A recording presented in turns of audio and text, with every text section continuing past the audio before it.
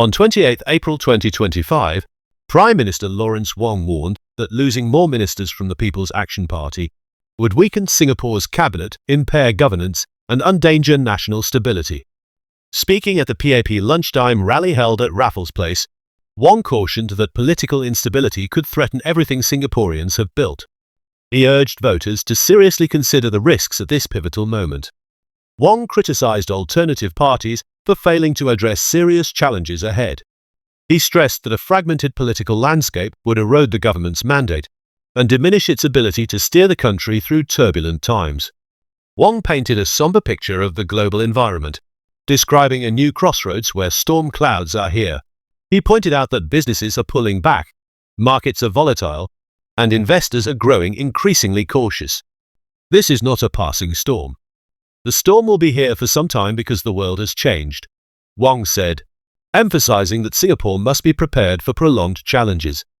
He warned that if Singapore was not careful, the country could lose everything it had worked hard to build over decades. Wong noted that although it would have been easier during an election campaign to present only a rosy picture, PAP's tradition has always been to be upfront and honest. Wong criticized alternative parties for not seriously discussing the critical challenges ahead during the campaign. Have you heard any opposition party talk seriously about the challenges we face? No, not a single one, he said. He accused alternative parties of wanting more seats in Parliament without shouldering the responsibilities of governance. Wong highlighted that while each alternative party alone may lack the numbers to form a government, together, their growing presence could destabilize the political landscape. He warned that breakthroughs by alternative parties in multiple constituencies could result in a PAP government returned with a severely weakened mandate. Wong stressed that losing 3 or 4 ministers would weaken the cabinet, the government, and ultimately Singapore itself.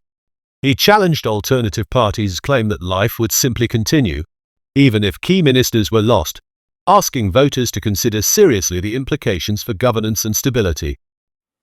Losing 3 to 4 ministers will weaken the cabinet team, will weaken the government, will weaken Singapore. Turning to fiscal policies, Wong defended the government's decision to raise the goods and services tax, calling it a difficult but necessary measure to support Singapore's aging population. He emphasized that the revenue from the GST hike was crucial for sustaining assistance programs and ensuring long-term fiscal health. Wong reassured that the support package introduced in the budget was not a one-off thing, and that aid would continue as long as necessary. If conditions worsened, the government was prepared to do more, with contingency plans ready to be activated.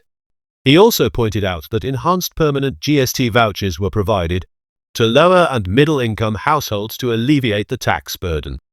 Wong criticized alternative parties for politicizing the GST issue during elections, warning that delaying the increase would have undermined public finances.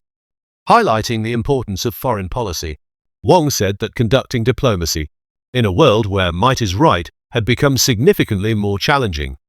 He called for a clear mandate from voters in the 3rd May election, so that he and his team could represent Singapore's interests confidently on the global stage. Even during the election campaign, PAP leaders continued engaging international partners. Wong cited Deputy Prime Minister Gan Kim Ying's virtual meeting with United States Secretary of Commerce Howard Lutnick as an example of ongoing diplomatic efforts.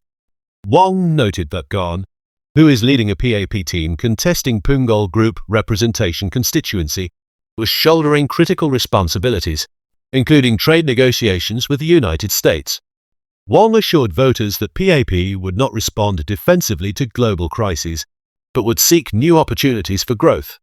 Although he acknowledged that this downturn was a fundamental change in the global order, rather than a temporary crisis, he expressed confidence that Singapore would bounce back by being agile and forward-looking. He shared plans to strengthen international partnerships and outlined that he had many countries to visit post-election to ensure Singapore remains well-positioned globally. Wong warned that a weakened mandate for PAP would make it harder to advance Singapore's interests internationally.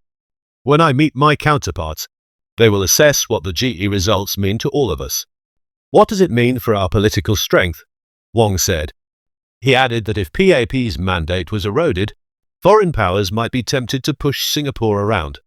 In contrast, a strong mandate would allow his team to protect Singapore's sovereignty and ensure that the little red dot continues to shine brightly even in a troubled world.